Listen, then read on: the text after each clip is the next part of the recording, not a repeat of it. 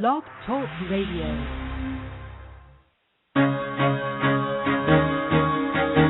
Carol the Coach. Sex, love, and relationships. We talk about it here. Carol the Coach. Compassion with contemporary relevance. I am a psychotherapist. I can be your personal life coach, and I can help you with your issues. There are no problems too small or too big. You can talk about anything. Speaker, columnist, radio TV host, and commentator. Carol the Coach brings messages of wellness and empowerment within reach of everyday people every day. Almost 5 years ago, I lost my soulmate in an accident. He was killed in a plane crash. Life just, for me, has seemed to stop. There are groups all over the city. I teach one. It is a specific way to start thinking so that you shift how you see the world, which then shifts your energy, and then you feel better and you actually see things differently. Carol the Coach. Always available, too, at carolthecoach.com. Now, I've got Russell on the line. I'm 47 years old. I'm a truck driver. I'm married. I have a wife in San Francisco. Okay. I haven't been home in 6 months. My thing is, I don't know if I have a sex addiction or what the problem is.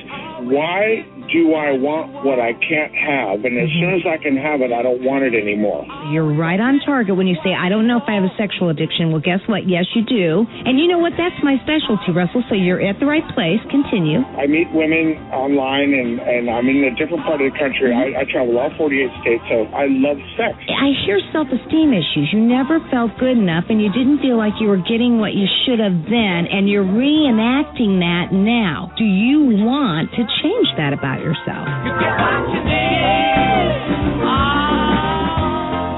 got an interesting email this week. He says, thank you for taking my email in question. My girlfriend and I listen to you on the radio, and she respects your opinion as I do. So here's the question. I've been separated for 9 months. I'm working on a divorce. Is it okay to date? I believe it is. But she's not comfortable with being around people who know my divorce is not final. Can you help? He kind of answered it when he said if she's not comfortable, it's not a good gig. And Pat, you have some questions about dating? I am 58 years old, and I've been divorced for years.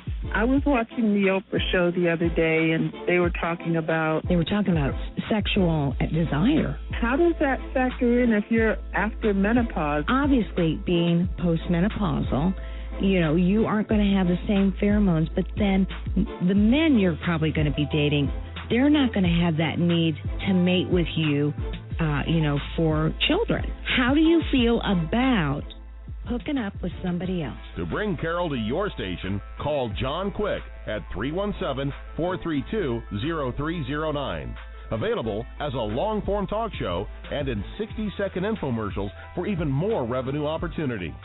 Carol the Coach, truly refreshing radio, enriching the lives of your listeners.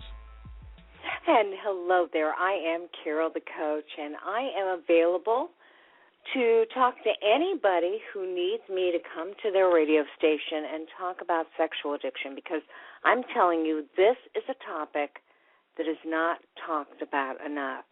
And as far as I know, this kind of show is not available in any way, shape, or form. So I am so happy to be with you tonight.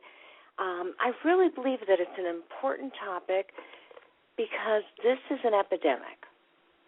Addiction has always been an epidemic, but sexual addiction is relatively new. It came on the scene in the mid-'80s, and it has really ballooned. And so what did I do? I decided, what I'm going to do?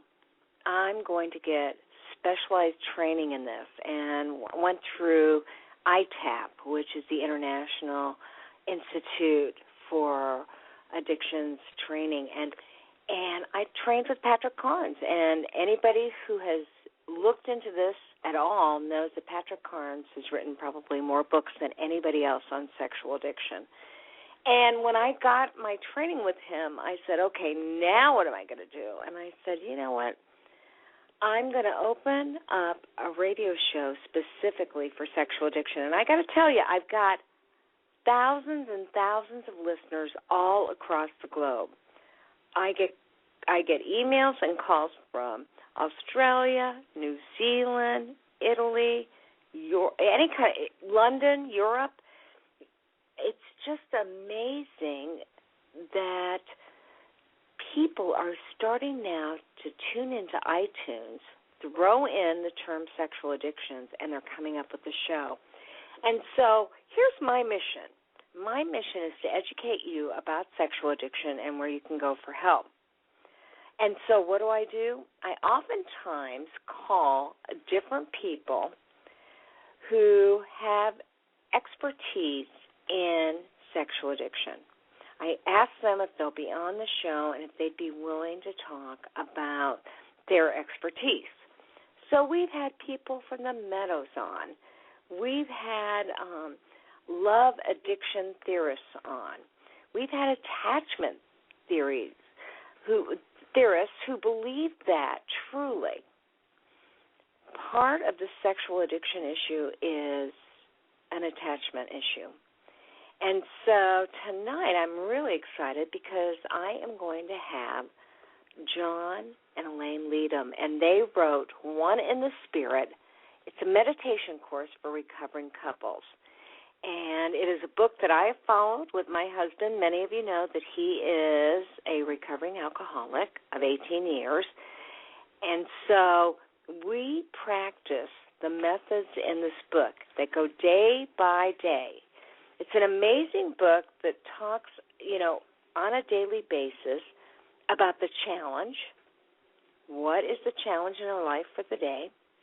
What is the reflection? What should we be thinking about?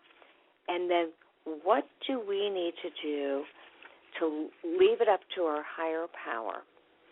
And I'm telling you, the minute that you work on those kinds of reflections and meditations, you end up creating dialogue with your partner that you really need, as well as it gives you hope, strength, and recovery, and that's what this show is all about.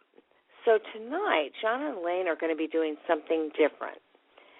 They are going to be talking a little bit more intensely about their own relationship and the faces that they wear. They're going to talk about their story, and they're going to invite you to call in. Now, obviously what I know to be true is that, a lot of you listen to the show after the fact. You download it from iTunes, and I have no problem with that. But if you are listening live, please write this number down or put it in your phone. And the number is, everybody got their phone? 646-595-3284. Because you can talk about anything and ask any kind of questions you want. You've got three experts. You've got John, Elaine, and myself.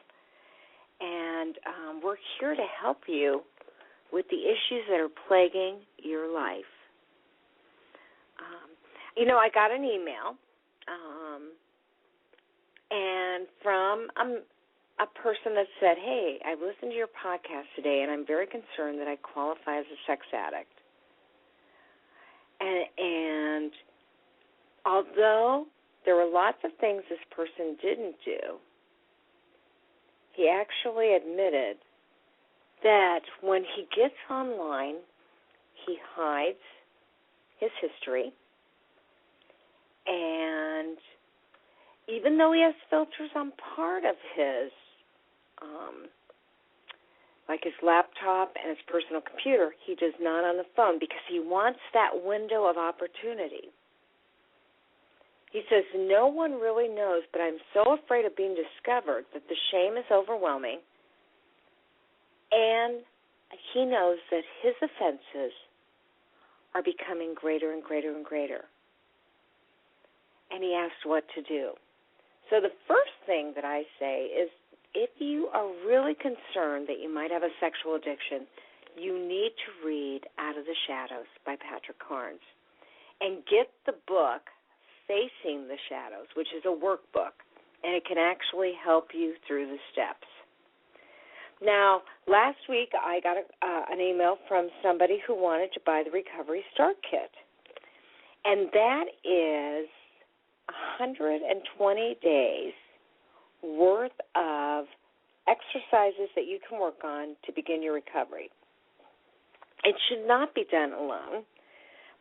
If I could just wave a magic wand and give you exactly what you need, I would say, hey, I want you to get a certified sexual addictions therapist because they have been trained with this stuff. And you can do that by going to sexhelp.com. So let's go over that again, www.sexhelp.com, and put in your zip code or your city, and it will show you who are the closest certified sexual addictions therapists to help you through this process. But I really do believe in both bibliotherapy, and I really do believe in SA or SAA meetings. And so I would ask you to go and Google those terms and see what comes up in your city. And if you live out in the boondocks or in an area that just doesn't have that available, you can go to telemeetings. That's the beauty of this stuff, is you can absolutely go to telemeetings. So there are resources available to you. And this person, who understandably said, I'm not out of control, but he's doing a lot of hiding and secrecy, is falling right into what we know is active addiction. And so hopefully he'll be listening today as he hears John and Elaine Leadem talk about their story. Their story is what gave them the impetus to write the book, One in the Spirit Meditation Course for Recovering Couples. And you can get that on Amazon.com. You can get that in General Path. You know, anybody who's done any addictions work knows that it's very helpful to have skill-building exercises. And these folks give you 52 weekly themes that address commonly occurring romantic challenges. And I don't know about you. I mean, certainly there are plenty of addicts who don't have partners. But oftentimes one of the things that gets you to look at your addiction is when you actually have a partner who has discovered what you're doing. Now, my emailer obviously is doing his best to hide things. So that says he has a problem. And, I'm sure he is wearing the face of somebody who doesn't have a problem. So I cannot wait for John and Elaine to talk about the faces that they wore when they first met and throughout the very beginning of their relationship. Because let's face it, most of us, when we meet our significant other or when we're dating, we put our best face forward. And we hide, or maybe we don't even engage in activities or behaviors that we know would absolutely be a turnoff. And then as we get more comfortable in the relationship, the real person comes out, and that is what we fell in love with. And there's a reason for that. We fell in love with people that have certain issues so that we can work out our issues. And at the same time, it's important to be as healthy as possible in terms of your partnership with another person. So, again, if you're going to have any questions, feel free to give me a call, 646-595-3284. And, you can Google sexual addiction and get any information you want, but I would encourage you to go to www.sexhelpwithcarolthecoach.com and get on my website and see the kind of information I have, as well as I've got contributing people from the community of recovery. I'm really proud of what they do. Today I finished my last group, and I was so excited to have finished my first official group of sex addicts. Now, we ran 15 weeks. We're going to get through the holidays, and then we're going to start another 15 weeks. And some people have graduated. Some people are moving. Some people are traveling to Florida for the winter, and so we have plenty of opportunities to add other people. And as I indicated before, that is awful exciting because we can add new people. We've got the veterans, we got the newbies, we've got people that want to work. And a sex addict group is one of the things that I was taught is absolutely essential if you're working in the field of sexual addiction.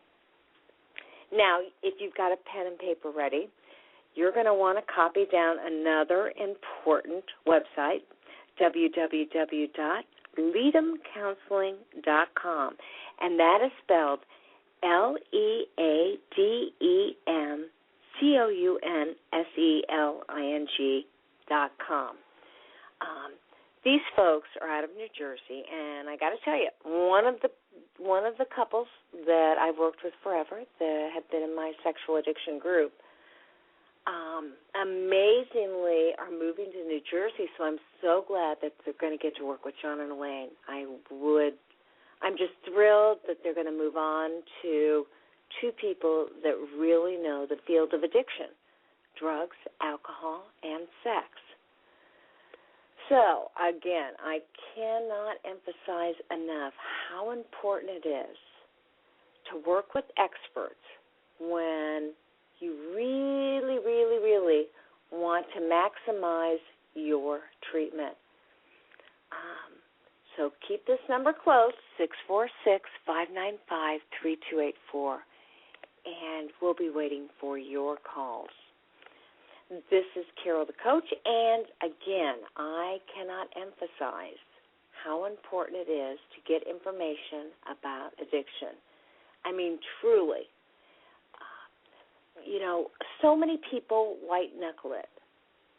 They really work hard and diligently on hiding their secret, but they don't know what to do to get healthier.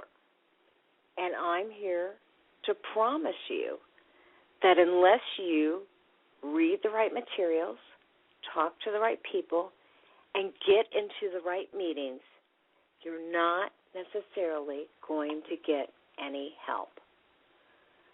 So that is what I promise you, is that we will make your life different by really working on how to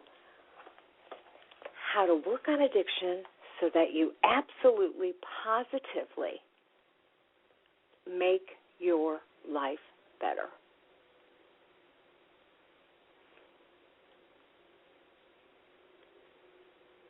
Okay. And I do believe they are trying to call, but we're having some technical difficulties, so I am going to give them a call and hopefully make this all better. So hang in there, and we will be right back.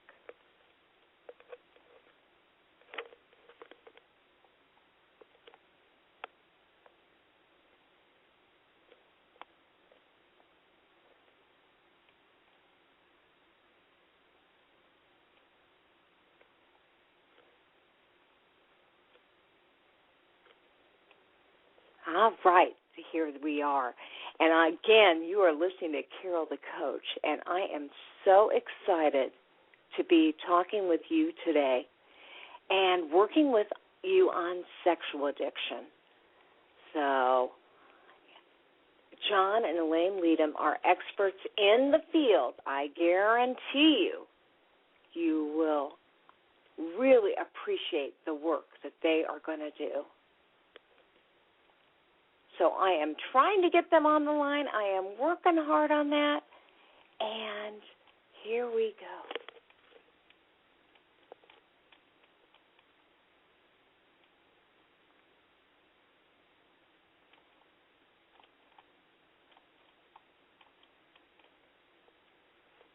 John and Elaine, just hang in there. I am working on these phones. Goodness gracious.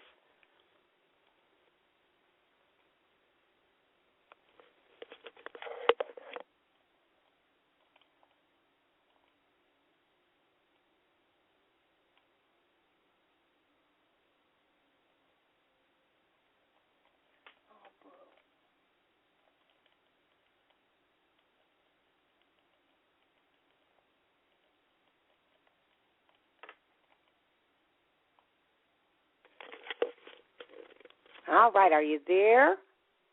I am not hearing you, so I know you're trying to get on the line. Don't hang in there with me. I do not know what has been happening with Blog Talk. They've been having a lot of problems, and this is just breaking my heart. So hold on. I'm going to refresh, and we are going to see if we can get this thing going on.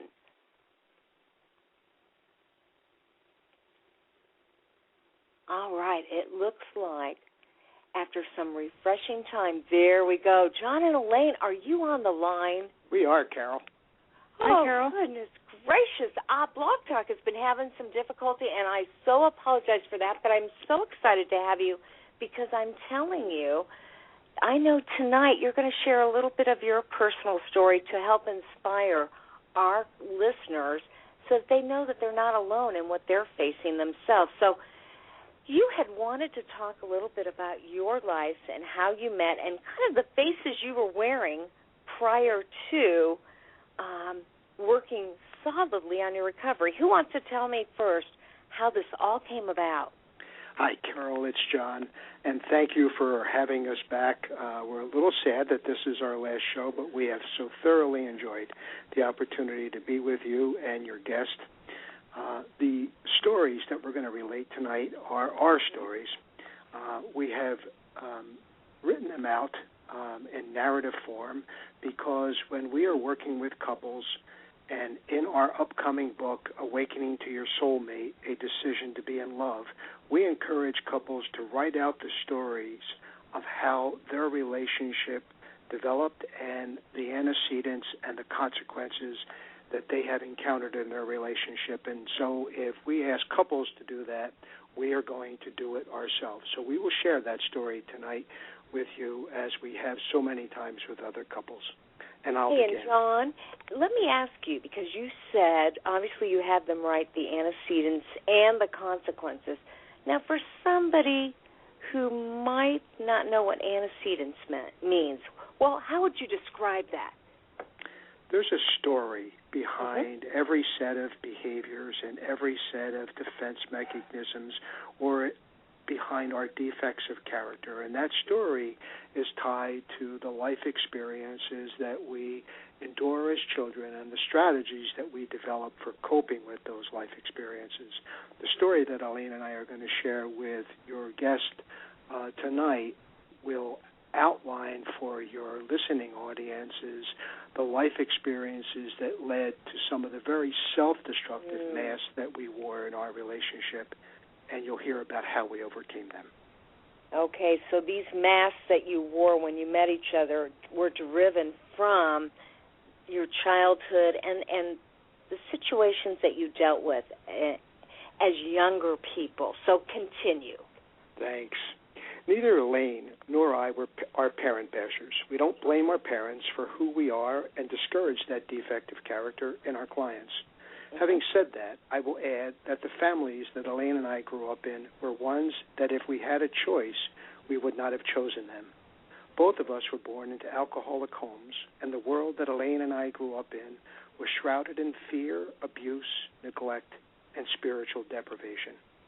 During our romantic courtship conversations, it would seem that we had grown up in the same house, even though our cultural environments could not have been different. We often related the harrowing tales of our respective childhood stories and marveled at how similarly we had grown up. This intimate sharing created a close bond that formed early in our relationship and provided mutual support and personal validation. It was as if we had known each other always.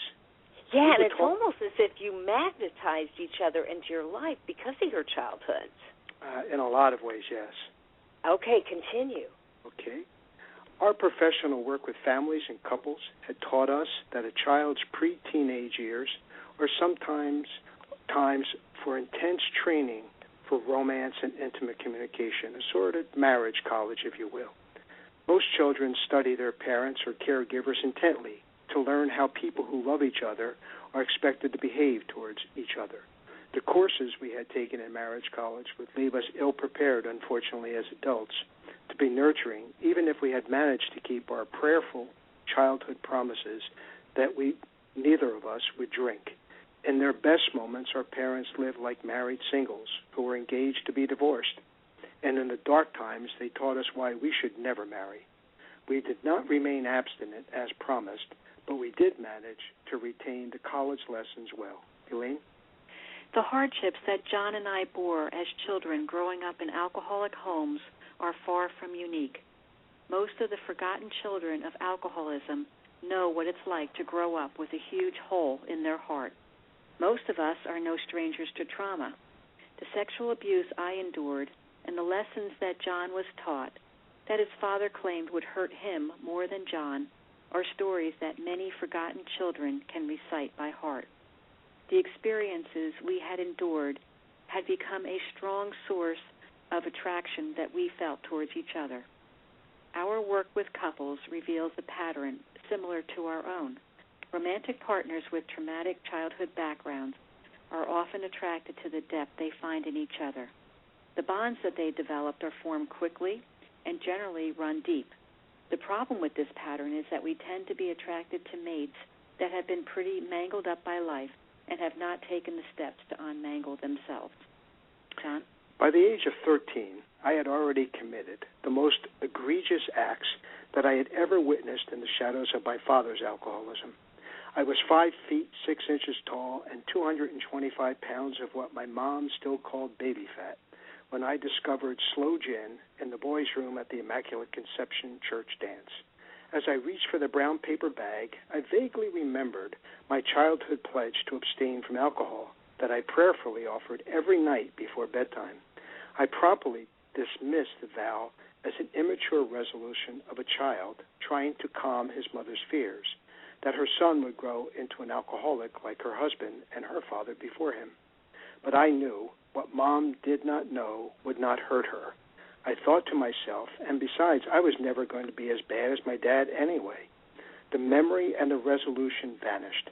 By the time I eventually left the restroom, one sip, just to see what it felt like, became 10, and I was off to meet my one true love on the dance floor, like some kind of 1960s version of John Travolta.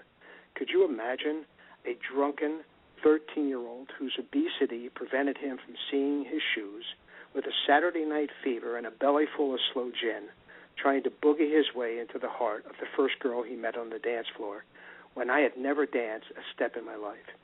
It was not a pretty sight. The evening ended, I am told, when I cursed the church and told the crowd that God was dead, and a priest, leading a mob of students, chased me and my friends from the church property, warning that we should never darken the doors of that church again. I was on my way to becoming just like my dad. That same year, I found the girl of my dreams in the lingerie section of the Sears and Roebuck catalog, and it was love at first, second, and third sight. A dual addiction to addictive substances and sexually and romantically addicted behaviors was born.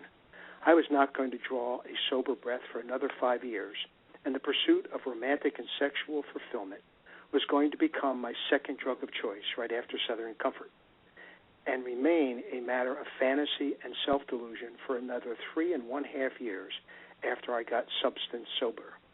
This was not the way it was supposed to turn out. I had a sense that I was in trouble, but Dad usually drank too much and hurt people. Dad ran around with other women and used me as an alibi for my mother. Dad was the problem, not me. I was going to be different, but the prophecy seemed to be unfolding, and I lacked the power to do anything about it. I would end up just like him if I did not change. I had imagined better for myself. Elaine? I don't know that I imagined that my life would be different than my parents. I spent most of my early childhood denying just how very bad things really were. I spent my childhood living in the world of fantasy. It didn't matter if the story came from the thousands of books I read, or created during the time I spent playing with Barbie and Ken dolls, or from the pictures I saw in my father's pornography stash. By the age of 7, I had already perfected the use of fantasy as a way to disappear, as I had already felt defective and powerless.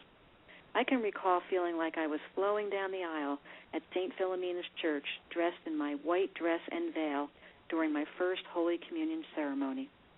Sadly, I have no other memory of that sacred event, as I quickly resorted to fantasy to quiet the storm of anxiety within me. You see, my parents and I had arrived late for this event as they were fighting off a hangover from a late night of heavy drinking. We arrive at the church and we meet with Sister Maurice, who was waiting to start the procession and angry that I was late once again. My parents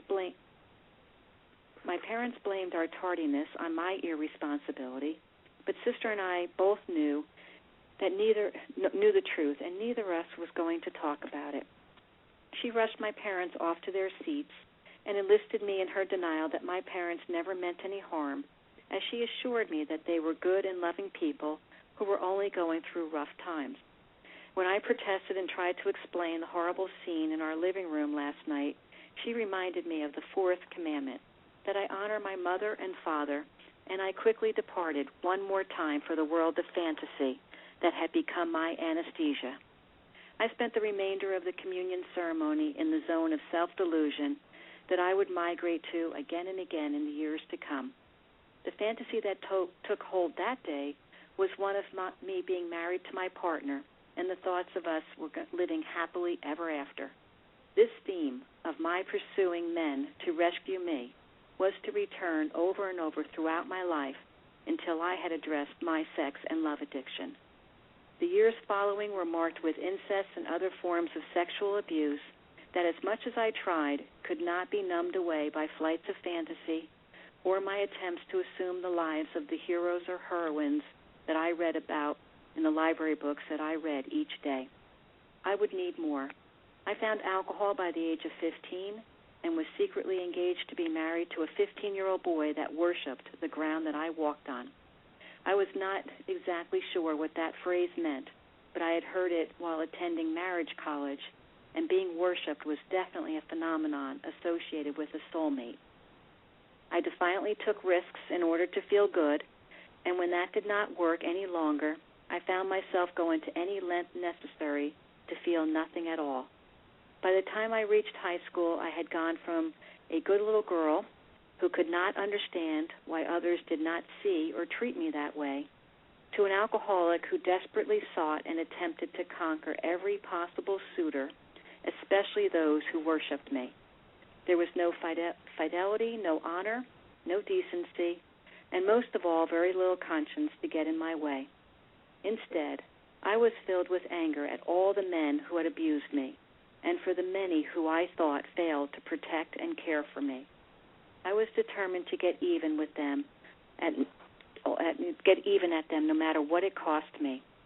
Within a year of graduation, I had found myself at odds with everything and everybody, and barely able to come up with one good reason not to take my own life. My entrance into the recovery rooms was nothing out of the ordinary for a typical alcoholic of the early 70s. I had no money, no education, tons of debt, no employable skills, no promise for the future, a small junkyard of damaged autos, and a huge wake of broken hearts and promises. The only difference between me and the other alcoholics I met was that I was 18, and the average age in the recovery rooms at the time was 60 years old. The drinking and drugging stopped on January 1st of 1971, and by the grace of God and the 12-step support that I received, that chapter will remain closed. However, my imperious pursuit of love and romance did not stop when I put the cork in the jug. In fact, it intensified into a reign of terror that would have led me to me getting kicked out of the recovery rooms if the traditions would have allowed it. You often hear someone share at a gratitude meeting that my worst day sober is better than my best day drinking, as a reminder that no matter how bad things look, life before sobriety was more intolerable. But that was not true for me. Some of my sober days were worse than my worst days drinking, because I continued to objectify women and worship at the shrine of the perfect romance. Most of the amends that I would one day need to make would be grounded in the behavior associated with what at the time was called womanizing. I know it today as love and sex addiction. Elaine? At the age of 18, I entered the 12-step rooms, doubting that I could ever change, and certainly did not believe that I could do this with a room full of strangers, promoting the use of spiritual tools as a way to freedom. I was even less trusting of the smiling faces that seemed to show up at every meeting I attended. The wall that I had built around myself was one of sarcasm and defiance. No one could help me, and besides, I took great pride at being able to take care of myself, not to rely on anyone. Relying on others was a recipe for disaster, or so I thought. Surprisingly, I stayed in the 12-step rooms, but I was vehemently opposed to dropping my guard and becoming vulnerable.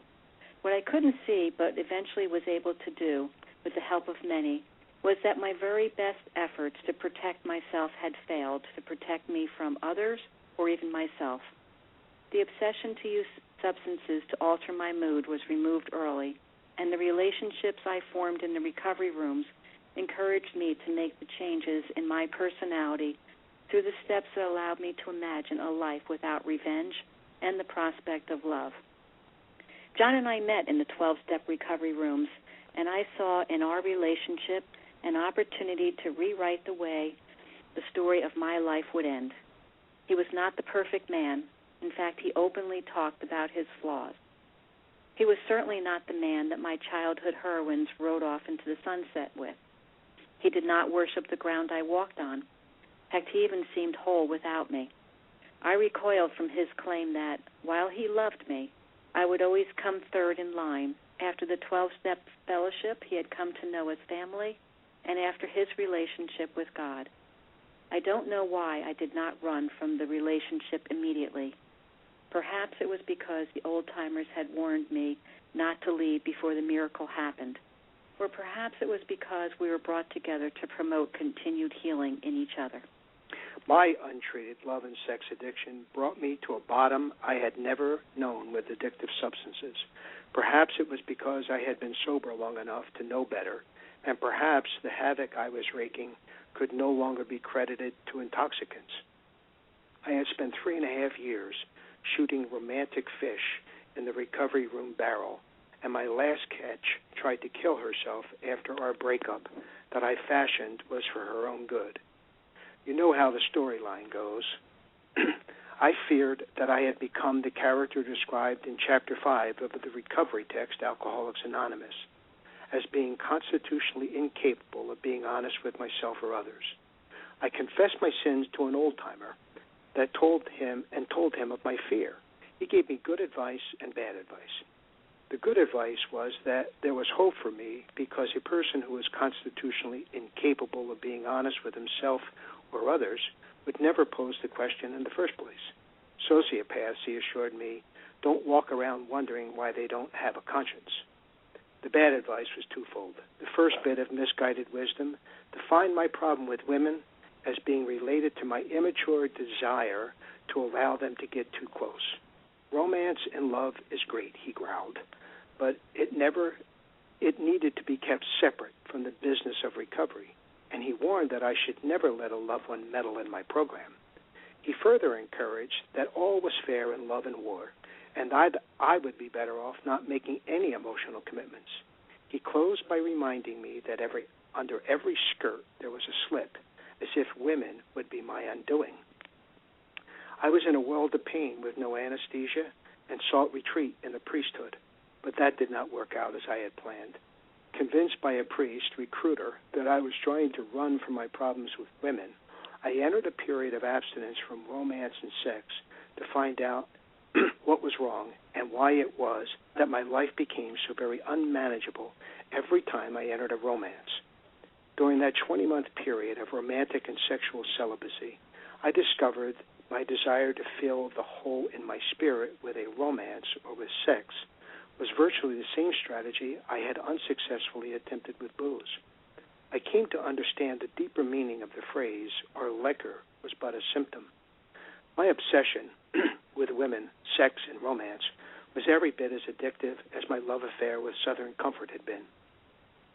The first 12-step fellowship for sex addicts was not going to arrive on the scene for another 6 years, so I spent many hours searching the existing recovery rooms for men who understood what I was talking about and wanted something different for themselves. Nearly 2 years after entering what I had originally thought was going to be a desert of deprivation, I emerged from the oasis a free man. The 6-step work I had undertaken revealed that for me, booze, addictive romance, and uncommitted sex were all intended to fill the same spiritual hole. A slip was not to be found under every skirt, any more than peace or fulfillment could be secured there. In fact, the problem was not the skirts at all. I had focused only on the unmanageability I had known as a result of what I put into my body, and skirted my other addictive problems for far too long. My obsession was lifted, and I discovered my lifelong mate when I was not even looking. Imagine that. Elaine? Our courtship lasted 9 months before we were married in the same church I had fantasized myself a childhood bride 12 years earlier. In the personal vows that we exchanged, John began with the statement, "I cannot promise you that I will stay married to you because I have never remained committed to anything or anyone, but I will promise you I will make a lot of noise if I am troubled or unhappy." Father Caven appeared shocked by John's promise, but I understood perfectly well what he meant. I wished I had made the same commitment.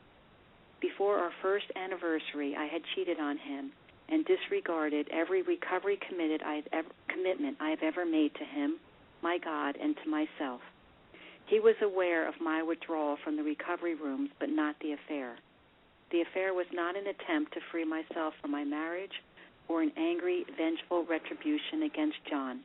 I really loved him. It was me that was in trouble. Our intimate relationship had awakened the two-headed demon of anger and fear. I was very angry as a child that I was dependent on my perpetrators, and that anger was coaxed to the surface by the interdependency that John and I were developing. My fear of vulnerability that I had learned at the hands of my rapist at the age of 8 and my other perpetrators throughout my teens was screaming, "Run for your life." If you work with trauma cases, you learn that post-traumatic memories can be triggered by an equal or greater trauma or feelings of intense vulnerability, as had been for the case for me. The demons were in control once more, and I experienced a great surge of personal power when I seduced a coworker until I had successfully reenacted the traumatic abuses of my past. I was horrified by my infidelity and felt such self-loathing after the event that I didn't want to live. Neither one of us had addressed the distance that had been growing between us prior to and after the affair, because it was assumed that the problems I was having were my issues to address through my program. John attempted to get access to my pain, but I held him at bay, and his support system referred him to the passage that suggests that acceptance is the answer to all of his problems. We were close, but our programs were not. In this case, acceptance was contributing to the problems he and I were having. As Elaine has told you, we were married after a short courtship, but not before I received a warning of what might be coming in our life together. One night, after a tender and loving romantic encounter with my fiancé, I was awakened by a horrifying scream from Elaine, who had just bitten a large hole in my arm. When the shock of the event subsided, I comforted her through her deep sobbing, and she told me that she had fallen asleep after our intimate encounter, safer than she could ever remember, and met up with her rapist in her dreams. The next day, while waiting for my tetanus shot, I thought to myself that something needed to be done to get her some help, whether her program was my business or not. I returned home with a firm resolve to force the issue and found her behaving like nothing had happened, and when challenged, she blocked me with a refrain I had heard from her many times before: "The past is the past, let it go." Her position was supported by my sponsor and others. I was to mind my own business, leave her if I wanted, but never butt into a partner's program. Before the fog of that foreboding night had lifted, we were married and giving birth to a very sick child that was not expected to celebrate his first birthday. Our lives became consumed with the responsibility for keeping our child alive and a career afloat to pay the astronomical medical bills. Many years passed, and we grew closer and closer, but never close enough to address the deep traumatic material that lurked in the deeper recesses of Elaine's spirit, until her shame and overwhelming desire to drink forced the secret to the surface one Christmas morning. John brought me to his lap with the statement that he knew that I had something dark to tell him, and he wanted to be there for me. He continued with the position that he was tired of having separate programs, and the past seemed to be haunting me. I began with the fearful caution that I had been told by my parish priest and support group that the secret was mine to suffer and that I needed to take it to the grave. They assured me that I did not have the right to tell him about my infidelity in order to relieve my pain. However, I knew that I would not be able to remain in the shadows any longer, and I would either have to leave, tell the truth, or drink again. John will say that he was not sure that anything he knew about me or loved about me was the truth that morning, but he was sure that the answer was in the 12 steps. He trusted God in the process of recovery and was certain that we would be helped by joining our programs of recovery, even if we did not remain together. I had a great deal of work to do on myself related to the dark clouds of traumatic memories that I had failed to keep at bay. I came to understand, with the help of many, that I had struggled with an untreated sex and love addiction that began in adolescence and continued into my marriage. I suspect that John and I would not have had to endure my betrayal had we shared our recovery programs years before. I was unwilling to entrust him with the haunting memories of many of the traumatic injuries I had endured because those were secrets to be shared with God and a sponsor, but not a husband. He did not have the right to challenge the flimsy reeds of denial and blocking that I used to keep those demons at bay. But I was wrong. We shared the same God. We shared the same children and economic resources. We shared the same bed, but we had not had the courage to challenge the mainstream thinking that separate was better. It was not until that Christmas morning that we were willing to be truly in love. And we thought, Carol, that since we are approaching Christmas and we are at our last show with you, that we would take this opportunity to let your audience in on what the progression of our respective illness and recovery look like, because it gave rise, unfortunately, to a great many very destructive masks and ways that we hid from each other and unnecessarily ended up hurting each other. And we would want nothing more than to help your audience avoid some of those pitfalls. Absolutely. So share a little bit about what wearing those different faces meant to each one of you. How did you do that? What do you mean by that phrase? Well, for me, Carol, in our book, One in the Spirit, we have two different times that we mention the faces we wear. And as you know, the book really speaks a lot about our story. So some of the faces that you heard in my story were noted in the book, such as the peacemaker, the flirt, and one of them is resentments are us. And truly, I had started out as the peacemaker. I did anything and everything in my family of origin and in future relationships to just avoid being detected and to just keep everything quiet so that I could avoid harm and maybe even protect others from harm. But, led into other types of faces that I wore as the flirt. That was a way to really feel that personal power that I felt so robbed of and so unable to obtain through honest efforts on my part. And certainly the resentments, I was really brewing with resentment at having no power, not knowing how to keep the perpetrators at bay, and really not knowing how to take care of myself. So resentment is a wonderful thing to keep people away from you. My way of doing it was really with the use of displaying sarcasm, but really use that sarcastic tool to keep people away from me and to kind of have the wall that I could hide behind and not take risks. Well, absolutely. In some ways, you're really speaking of defense mechanisms that you use to protect yourself, but actually it created a lack of intimacy because you weren't being the real you. Yes, that's really true, Carol. So, John, what did you wear? Every single one in the book, but one that still haunts me is what if. I grew up in a first-generation Italian home, and worrying seemed to be my birthright. complicated by the addiction and dark depression that I experienced in my parents, I was to live a life for many years, well into my recovery. I would live a life where I viewed life as a glass half full, not as a glass, or a glass half empty, not as a glass. Right. Yeah, not as a glass half full. I take that back.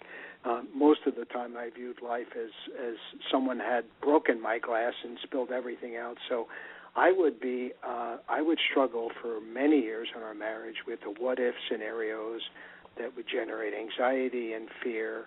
And when Elaine would try to challenge me to look at sober alternatives to the anxiety and the panic, the fear, I would make a louder, noisier case for why, she was ignoring real and present dangers that really were not. They were in my head. Well, and don't you believe that half-empty mask that you wore really initially protected you from being hurt, but ultimately it kept you from really living because you couldn't see the other side? Yeah, I couldn't say it better, Carol. You're so right. Those defects of character that become the focal points when you get to the 6 and 7 step of a 12-step program really are life preservers when we are children. I grew up believing that if you don't worry, then you obviously don't love somebody.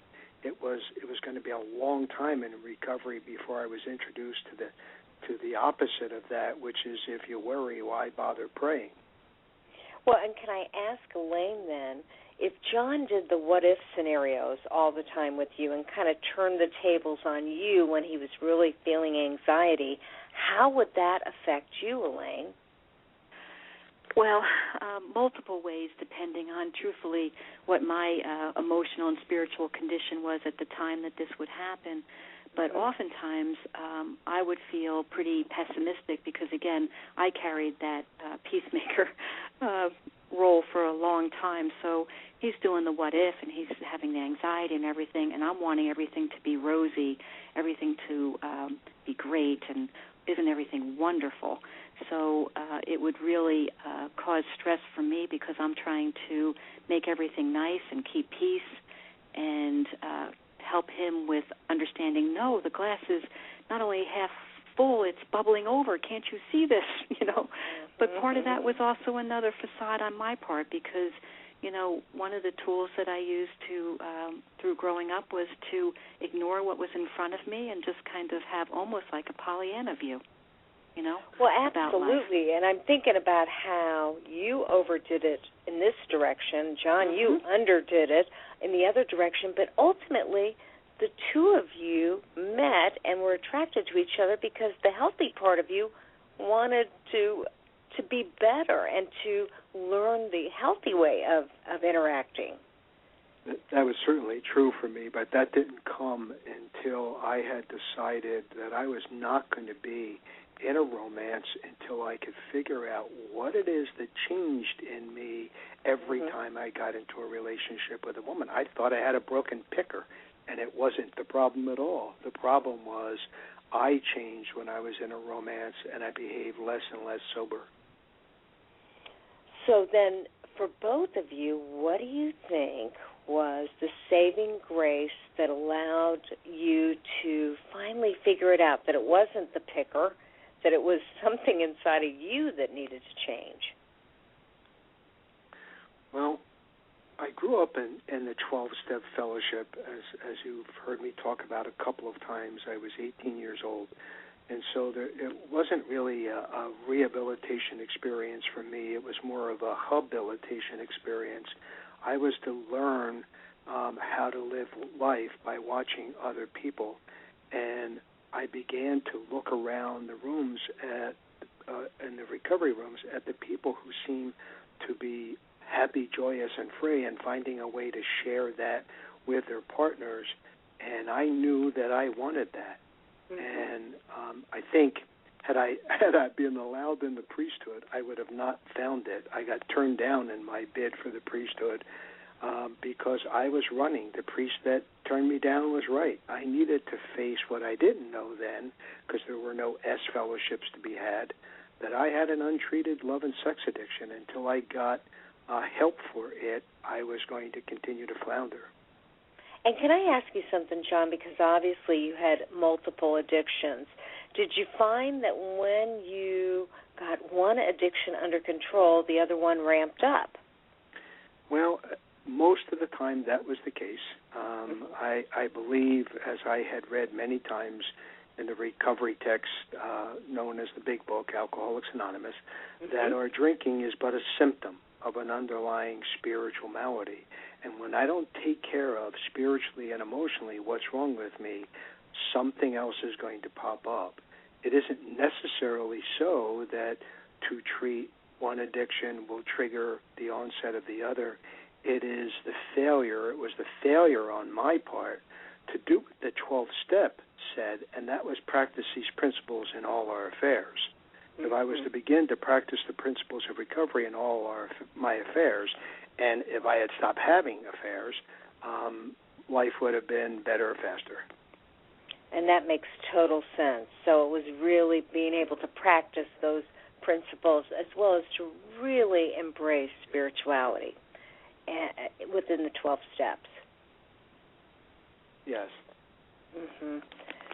Well, I think this is such an interesting concept, and I know that is it now I have to make sure I'm right here, but in your book, isn't there a couple of weeks, and of course I'm referring to One in the Spirit, a couple's course for, a meditation course for recovering couples. Would you say there's a couple of weeks in this book that speak specifically about the masks and the faces that you wear? Yes, there is. There's 2 weeks, and it's called The Faces We Wear Part 1 and The Faces We Wear Part 2. And we just picked, 5 different faces. I named a few of them already for 1 week and the 5 different faces for the other week, and just wrote about them and some of the challenges associated with using masks as a way to take care of yourself, but it's an illusion, and it interferes with the intimacy development that our couples are looking for. So how can people get the book, One in the Spirit, a meditation course for recovering couples? I thought you'd never ask. Yeah. You can call our offices and place an order by calling 732-797-1444. You can order it through our website at www.leademcounseling.com, in which you can get free shipping, or you can order any of our publications through Amazon. Well, and, I did announce that at the very beginning of the show because I tell you what, you're two of our favorite guests. I have more people that say we really learned a lot from John and Elaine, and so I want you to know that your contribution has been just absolutely phenomenal. And you're writing a new book. We've got about 30 seconds. Tell us what we can expect in the spring or summer. What you can expect from our new title, Awakening to Your Soulmate, A Decision to Be in Love, is the how to do what it is that we have done to get where we're at. The course, it can be an independent study or it can be used in conjunction with therapy, but it will lay out for couples the steps to take to build intimacy and closeness in the relationship and promote healing for each other. Fantastic. John and Elaine, thank you so much for making such a difference within the 12-step community and certainly sexual addiction. I so appreciate your contribution. Thank you so much for having us. Absolutely. Have a good night. Have a good night, too. All right. Bye-bye. And so you can always contact them through www.leademcounseling.com. And Leadem Counseling and Consulting Services is out of New Jersey, but they will take your emails in any way, shape, or form. Listen, I want you to have a great week. We'll talk to you next week. And I want you to fearlessly face those fears head on, because there'll only be one of you at all times. Have the courage to be yourself, and I'll catch you next week on Sex Help with Carol the Coach.